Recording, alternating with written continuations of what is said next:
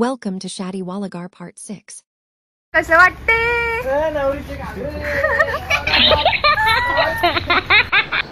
So hey guys, welcome to my new blog. आणि कसे आहात तुम्ही? तर हे बघा, प्रज्ञा नावाचं असं मस्त आम्ही फुलांची रांगोळी केली होती. आणि हे जे काय चालू आहे ना, तुम्ही बघताय ते घरामध्ये आईने सांगितलं होतं की एका व्हाईट रुमालावर ना तुझ्या हाताचे ठसे आणि पायाचे ठसे दे, जेणेकरून आम्ही ते आमच्या याच्यामध्ये ठेवूयात, कबर्डमध्ये. त्याच्या मागे असा पर्पज आहे, काहींना माहिती असेल काहींना नसेल माहीत. तुमच्याही घरात जर आता मुलगी लग्न करून जाणार असेल ना, तर तिच्या हाताची आणि पायाची, ती तुमची लक्ष्मी आहे ना. तर जर ती कुणाकडे चालली आहे तर ऑफकोर्स त्या घराचं पण भरभराट व्हावी, पण तुम्ही तिच्या हाताचे ठसे तुमच्याकडे ठेवून घ्या. हे तेजस आणि प्रज्ञा नावाची अशी एक सुंदर डिझाईनचं आणि एक पॅम्पलेट केलं होतं, ज्याच्यावर ना तेजसच्या आणि माझ्या हाताचे ठसे घ्यायचे होते. पण तो इतका डेंजर आहे ना की तो येतच नव्हता. पण एक काहीतरी काम निघाला आणि तो नाशिकला आला. तर ना मी तो एक चान्स साधला आणि त्याला सगळ्यांसमोर विचारलं की चल ना आपण ती रील करू, आणि फटाफट अशी ती रील केली. जर असं करायचं असतं तर त्याने केलंच नसतं, कारण की त्याला अजिबात कॅमेऱ्यासमोर यायला आवडतच नाही. आणि मी अशी की मला सगळ्या रील बनवायच्या होत्या. त्याच्यानंतर ना हा बांगड्यांचा प्रोग्राम होता. बांगड्यांच्या प्रोग्रामच्या दिवशी काय झालेलं, जेव्हा आम्ही सगळ्यांसाठी बांगड्यांचा प्रोग्राम ठेवला होता तेव्हा मी भरल्या नव्हत्या, कारण माझे नेल्स पण केलेले नव्हते आणि माझी मेहंदी पण झालेली नव्हती. त्याच्यामुळे माझ्या बांगड्या ना आम्ही एक एक भरून घेतली होती आणि बाकीच्या ठेवून दिल्या होत्या. जो सेट आम्ही हा रेडी केला आहे ना, ह्या बांगड्या मी कुठून घेतल्या हे तुम्हाला मी नक्की सांगेल. आणि त्याची पण एक पार्टमध्ये व्हिडिओ मी टाकणार आहे की मी लग्नाची शॉपिंग कशी आणि कुठून केली, तर तुम्हाला इथे इझी जाईल. सपोज तुम्ही मुंबईमध्ये असाल तरी पण, पुण्यात असाल तरी पण, किंवा नाशिकमध्ये असाल तरी पण. त्याच्यानंतर आता हा बांगड्यांचा शूट ना फक्त माझ्या रील्स आणि यूट्यूबसाठी चालू होता बरं का. बिचारी माझी बहीण की प्रत्येक वेळेस मला करूनच दिलं तिने शूट. आणि हे बघा, अशा पर्पल कलरमध्ये ना मी साडी घातली होती. ॲक्च्युली काय झालेलं, ही साडीची पण एक आठवण आहे. जेव्हा मी फर्स्ट पेमेंट मला आलं होतं ना, तेव्हा लगेच दिवाळीच आलेली. तर त्या दिवाळीसाठी मी आणि माझ्या आईला सेम साडी घेतली होती. तिचा फक्त म्हणजे पैठणी, त्याचा ग्रीन कलर होता आणि हा माझा पर्पल कलर होता. तर असं ती एक आठवण आहे म्हणून ती घातली. मी ती कधी घातलीच नव्हती, तर त्याच दिवशी तिची घडी मोडली. त्याच्यानंतर हे बघा, असं एक छान असं शूट आम्ही तिथे केलं. तुम्हाला या सिरीज कशा वाटत आहे मला नक्की सांगा कमेंट बॉक्समध्ये.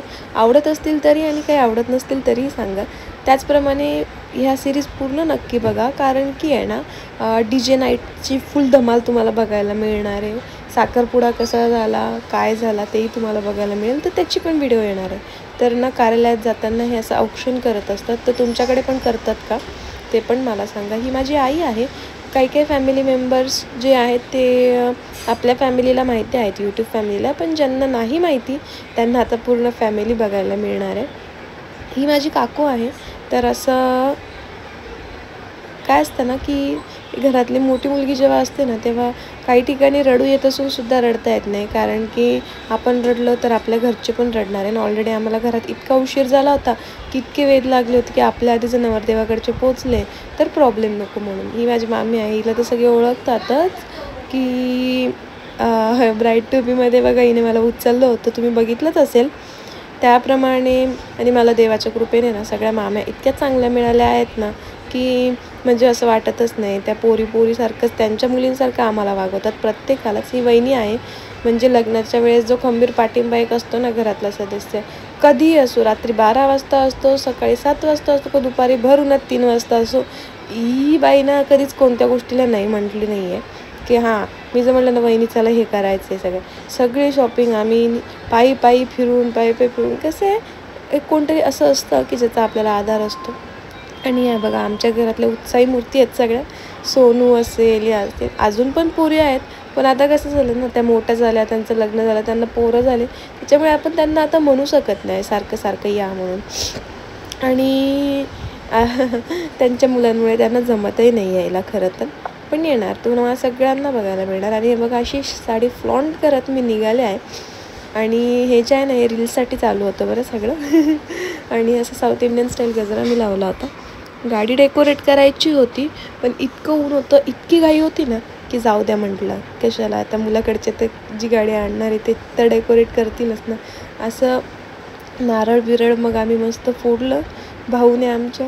आणि आम्ही निघालो. हे माझे काका आहेत, ही गाडी आहे आणि असं आम्ही निघालो आहे आता काय म्हणणार त्याला, डेस्टिनीकडे.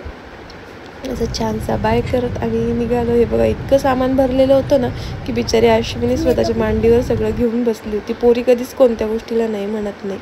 आणि मग फायनली आम्ही पोचलो रिसॉर्टला. ॲक्च्युली कसं वाटते